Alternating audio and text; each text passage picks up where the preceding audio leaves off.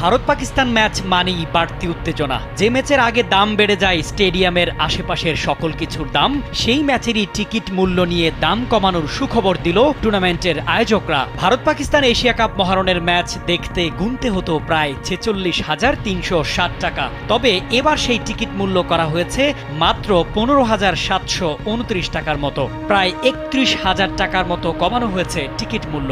ম্যাচের টিকিট বিক্রি শুরু হয়েছে মঙ্গলবার বিকেল ৫টা থেকে প্লাটিনাম লিস্টে।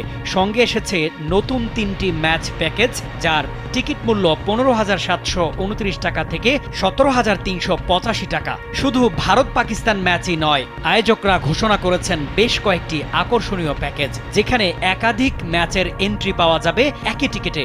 গ্রুপ ম্যাচ, সুপার 4 এমনকি ফাইনাল সহ সবই মিলছে এই প্যাকেজে, যা ক্রিকেট প্রেমীদের জন্য বড় এক সুখবর।